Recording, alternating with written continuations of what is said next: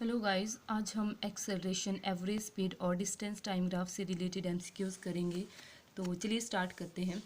Question number 1, acceleration is a vector quantity which indicate that it's value. Acceleration जो है आपका वो एक वेक्टर क्वांटिटी है। Vector quantity means acceleration has both magnitude and direction.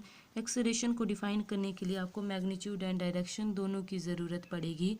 और जो एक्सेलरेशन है, acceleration can be positive, negative और ज़ीरो। एक्सेलरेशन जो आपको पॉजिटिव भी हो सकता है, नेगेटिव भी हो सकता है एंड ज़ीरो भी हो सकता है। So option number D is the correct answer.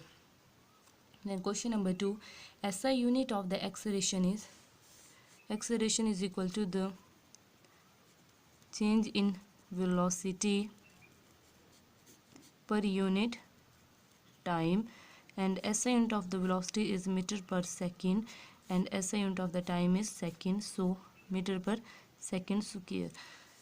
So option number B is the correct answer. Then question number 3, a worker covers a distance of 40 km from his house to his place of work and 10 km toward his house back. Then the displacement covered by the worker in the whole trip is, worker ने अपने घर से 40 kilometre का distance जो अपने काम के लिए तय किया, देन 10 किलोमीटर का डिस्टेंस उसने फिर से अपने घर की तरफ जो है तय किया। क्वेश्चन में पूछा गया है कि displacement covered by the worker in whole trip is. So displacement होता है shortest separation between the initial and final position. So 40 minus 10 is equal to the 30 kilometers. So option number C is the correct answer. Question number 4, uniform circular motion of an object is। तो कोई object है वो circle में move कर रहा है with the constant speed, परंतु circle में उसे काफ़ी पॉइंट्स पर अपनी डायरेक्शन चेंज करनी पड़ रही है। तो डायरेक्शन में चेंज आने की वजह से उसकी स्पीड में चेंज आ रहा है। एंड हमें पता है जो अगर स्पीड में चेंज आता है तो ऑब्जेक्ट जो है वो एक्सेलरेटेड मोशन में होता है। So uniform circular motion of an object is the accelerated motion. Option number B is the correct answer. Then question number 5, motion of the athlete moving along a circular path is an example of. हम यहाँ देख लेते हैं, ये athlete है, ये circular path के ऊपर मूव कर रहा है और विद कांस्टेंट स्पीड इसकी कांस्टेंट है, एक ही स्पीड के साथ जो है ये सर्कुलर पाथ पे मूव कर रहा है और काफ़ी पॉइंट्स पर इसे अपनी डायरेक्शन चेंज करनी पड़ रही है। सो डायरेक्शन में अगर चेंज आता है पर यूनिट टाइम तो वो एक्सेलरेटेड मोशन हो जाता है। सो आपका अगर एथलीट जो है सर्कुलर मोशन में मूव कर रहा है तो वो एक एग्जाम्पल हो जाएगा आपका एक्सेलरेटेड मोशन का। So option number C is the correct answer.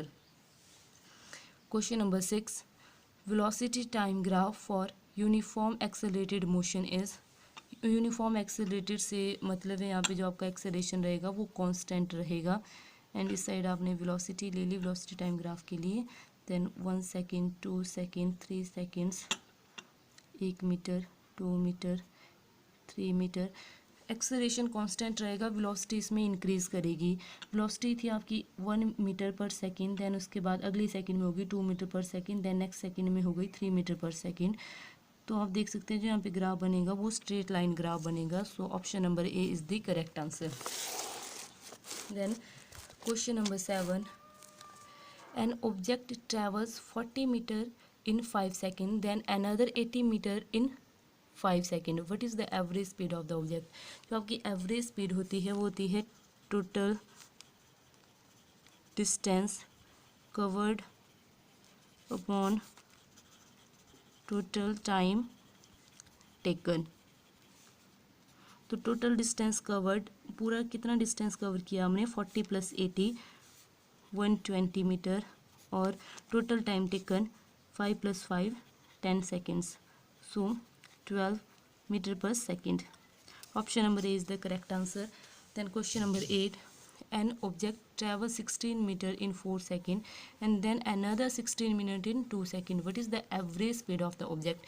Average speed का फॉर्मूला भी हमने देखा कि total distance covered upon total time taken. So total distance covered कितना किया हमने यहाँ पे 16 metre and 16 metre, that is the 32 metre, and total time taken 4 second + 2 second, that is 6 seconds. Then जब आप इसे काटेंगे तो 5 3 5.33 meter second inverse. So option number A is the correct answer. Question number 9. A train starting from a railway station and moving with the uniform acceleration attains a speed 40 km per hour in 10 minutes. Find its acceleration. तो आप देख सकते हैं कि हमें जो गाड़ी थी ट्रेन, उसकी इनिशियल पोजीशन है 0, उसने रेस्ट से स्टार्ट किया था. देन फाइनल वेलोसिटी जो उसकी होगी वो होगी 40 kilometre per hour. 40 and time दिया है हमारे पास 10 मिनट्स. 40 किलोमीटर पर आवर हमें पता है जो 1 किलोमीटर में हमारे पास 1000 मीटर होता है. Then 40 into 1000 metre and 1 hour में हमारे पास 3600 सेकंड्स होते हैं. सो वेलोसिटी हमारे पास आ जाती है 400/36 मीटर पर सेकेंड. अगर हम टाइम की बात करें तो 1 मिनट में आपके पास 60 सेकंड्स होते हैं. तो 10 मिनट में आपके पास कितने हो जाएंगे? 60 × 10 600 सेकंड्स हो जाएंगे. तो टाइम जो है आपके पास, टाइम हो जाता है आपके पास 600 सेकंड. एक्सेलरेशन होता है आपके पास, acceleration is equal to the final velocity minus initial velocity upon time taken. That is final velocity हमारे पास 400/36, इनिशियल वेलोसिटी है 0 एंड टाइम टेकन लिया गया है 600. सो 400/36 इंटू 1/600. आप देख सकते हैं यहाँ पे जो होगा 2 3 10 18 1/54. जब हम इसे काटेंगे तो हमारे पास आएगा 0.0185 metre per second square. So option number B is the correct answer. Then question number 10. What does the slope of distance time graph gives? We know that speed is equal to the distance upon time. So slope of distance time graph gives speed. Option number C is the correct answer. Thank you. Question number 11. Equation for the position time relation is, जो आपका option number A S is equal to the UT plus half AT square, ये represent करता है position time relation को. So option number A is the correct answer. जो आपका option number B है वो रिप्रेजेंट करता है वेलोसिटी टाइम रिलेशन को.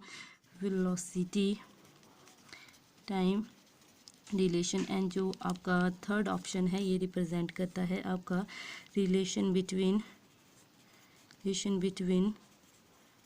Position and velocity. Then question number 12.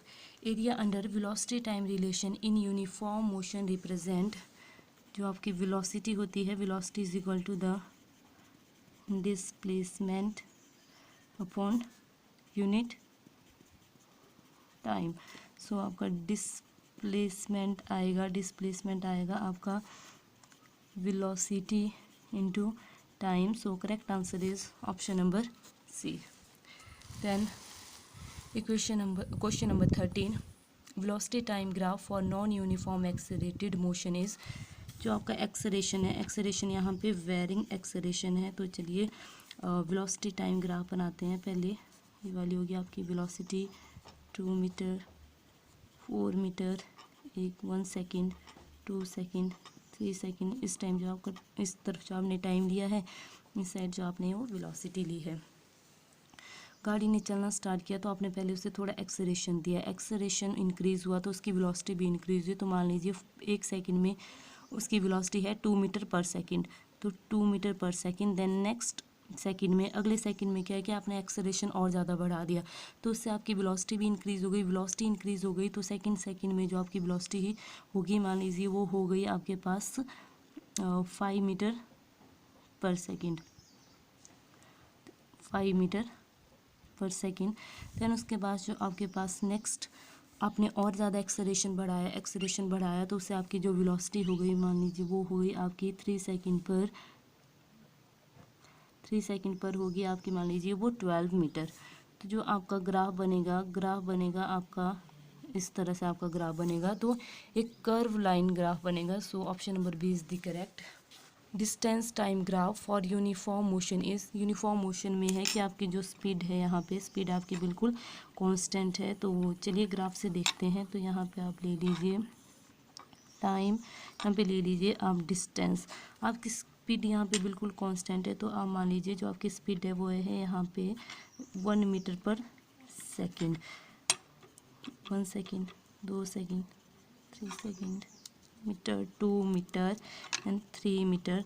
तो हमने यहाँ पे स्पीड अज्यूम की है कि 1 मीटर पर सेकेंड है। तो आपने फर्स्ट जो आपका सेकेंड है, आपकी जो स्पीड है वो है 1 metre per second. Then next second में भी आपकी स्पीड जो है उतनी रहेगी, कांस्टेंट स्पीड है, तो वो डिस्टेंस जो ट्रैवल करेगा वो 2 मीटर हो जाएगा। थर्ड में जो थर्ड सेकेंड पे होगी 3 मीटर पर सेकेंड।